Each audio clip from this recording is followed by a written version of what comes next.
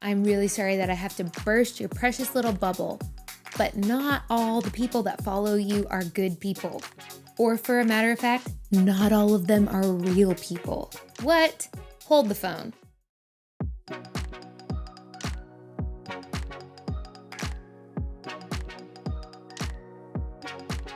Hey girl, so glad that you tuned in. My name's Bethany, and this is the Make Up Your Mind channel. You're listening to episode number 35.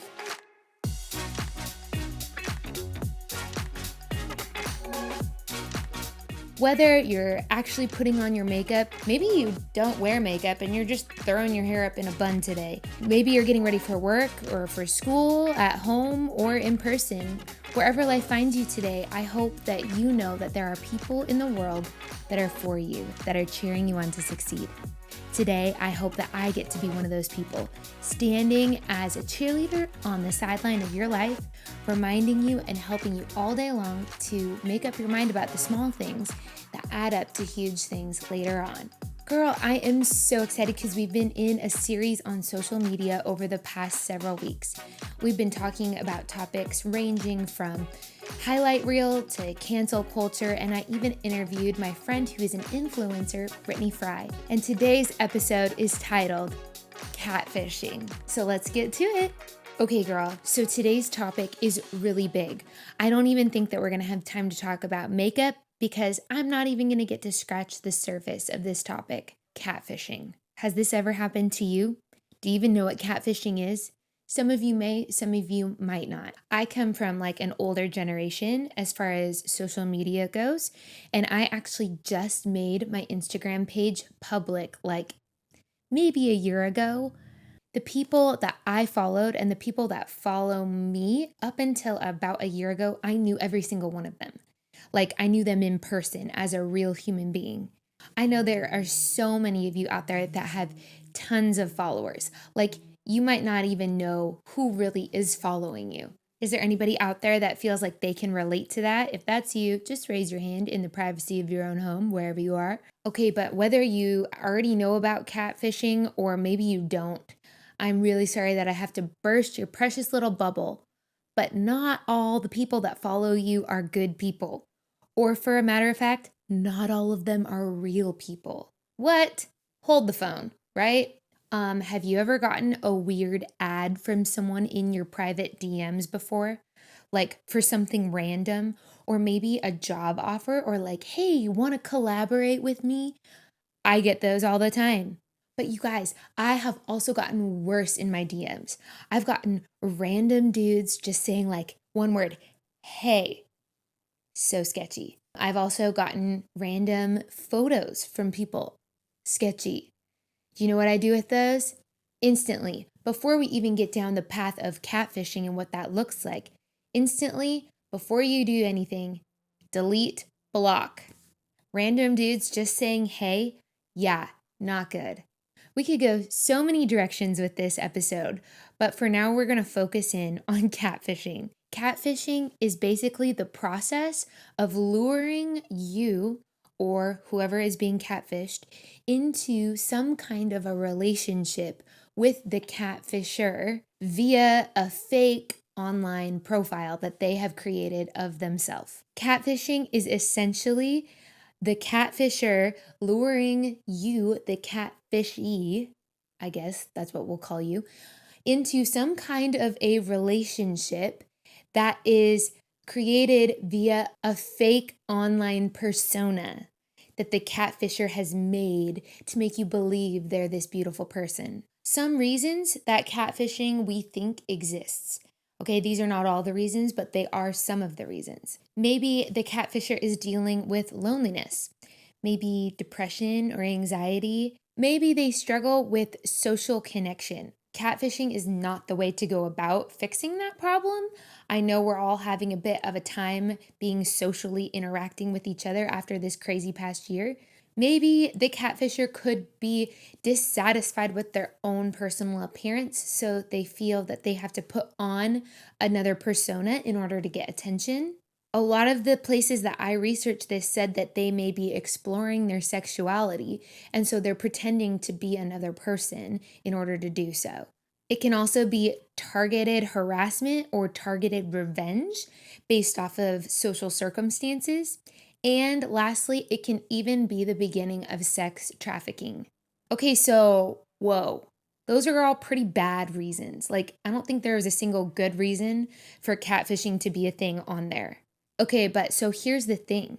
Before we even get to you being catfished, like, let's just talk about what we do before we even get to that point. Okay.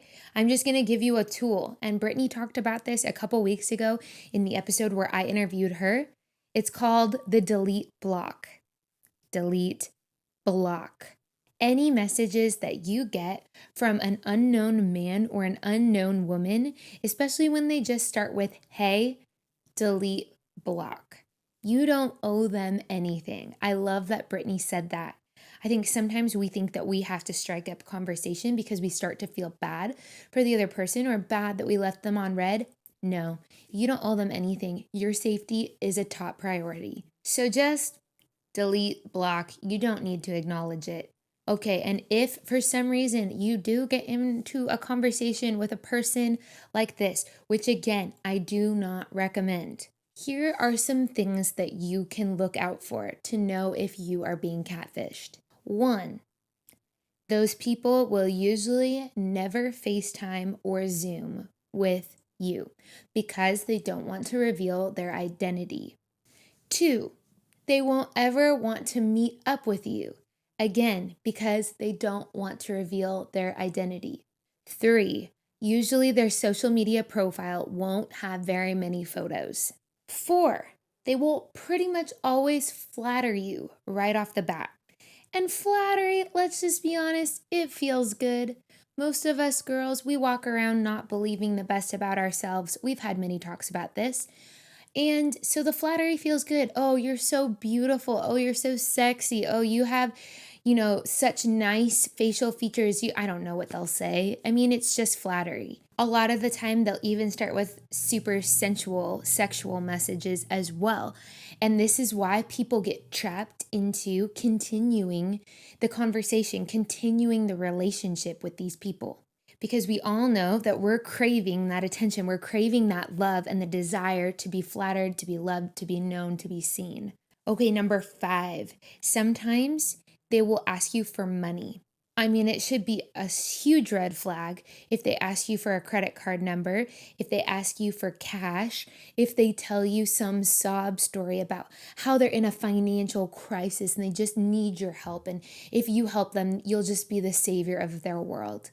I actually had a student at one point in time that happened to. It was over Snapchat, and this man messaged her and was basically catfishing her. He wanted her to give him money. And of course, he flattered her. And by the time she told me about it, she had decided to essentially catfish him back and try and find information about him so that she could report him. But once he figured it out, he completely ghosted her. And because it was on Snapchat, it was not traceable. Let's just talk about how scary and dangerous that could have been. Honestly, it got my attention that this is a super real thing that we're dealing with and we cannot ignore it.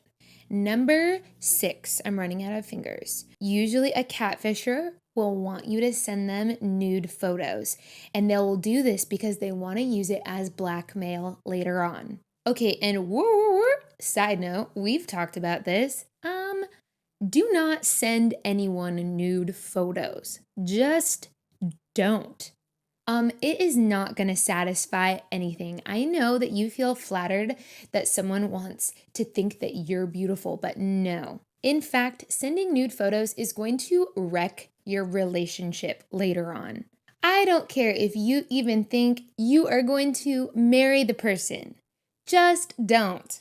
How do you know that he's going to be true to you in the marriage? What if he's just asking some other girl for nude photos? Just saying. Also, respect yourself, girl. You are worthy of respect. If you need to, go back and listen to episode 7 called Respect Yourself, and let's just revisit that whole topic, all right? All right. Just don't send nudes. Not to a random stranger, not to anybody. All right. Topic closed. Lastly, number 7, if they are a sex trafficker, which is a thing. I know that you've probably heard that term thrown around, but sex trafficking is a real thing. And a lot of the time it does start by things like catfishing. It is one tactic that they use because they know that girls will feel flattered by an attractive man saying that he wants to love them and take care of them and treat them and do all of these things. And it's a tactic that they use to get girls into sex slavery industry. If he is a trafficker, he will seem too good to be true. They'll usually paint a beautiful story about what they're going to do for you and how they're going to love you and how they're going to take you out and go on this fancy shopping spree. And then they're going to take you out to a fancy dinner and all of this stuff. Or maybe they're going to offer you a job and it's the perfect dream job where you're going to make a ton of money and they just need to get together with you to talk about it. Usually, they have the ability to help you get connected emotionally to this story of who they are, and then that's when they get you. Girl, it's a real thing, and it happens right here in the United States, especially if you live in some kind of a port city. I mean, it happens everywhere, but the closer to a port city you are, the probably more likely it is that there is this happening in your community. There's all kinds of stories of girls disappearing from shopping malls and public places never to be seen again. All right, we can stop talking about the scary stuff because that's really heavy and that's a lot. But girl, I want you to be safe. I don't want you to feel like you can't online date or that there's a sex trafficker or a catfisher behind every cute guy's profile picture. Awareness helps, and that is why we're having this talk. Make sure you're talking to someone of substance. Ask detailed questions. Make sure their stories line up. Do your own research on catfishing and sex trafficking. There are so many good, helpful resources out there for you to recognize the signs. And girl, help your girlfriends out. Let's do this together. We're in this together, are we not? If you find out that your friend is talking to a random stranger online, get involved. Start talking to her and making sure that she's asking the right questions. Let's protect each other and let's love each other. And just remember, delete, block. All right? Lastly, there was a time in my life where I was in a situation where I was faced with someone who I thought was a sexual offender of some sort, and I had to make a report to the police. When I was talking to the police about the case, he told me, just like he would to a friend or to his daughter, he told me a story about his wife. And he said, every time something sketchy is going on, my wife can tell. She just leans into that little thought, that little voice, that little question mark that she has in her mind. And usually she's always right, he said. He said, women are built with that little feeling inside. Listen to it. And more than that, I think to some extent, God created us with that intuition. And that intuition is the Holy Spirit protecting us and keeping us. Listen to that. He's guiding you and he's caring for you. Don't listen to the thrill. Listen to the caution. Girl, as always, it has been so good to be with you again today here at the Make Up Your Mind channel. Be sure to share this episode because I really do feel like it will be helpful for other girls in your world. As always, be sure to subscribe wherever you're consuming this content, whether you're on YouTube or one of the podcast platforms or on IGTV. Give me some stars, leave a comment, leave a review, pass it on. Girl, always remember that you are valuable and you are loved. I really can't wait to continue this conversation with you. Until next week, I'll catch you on the socials.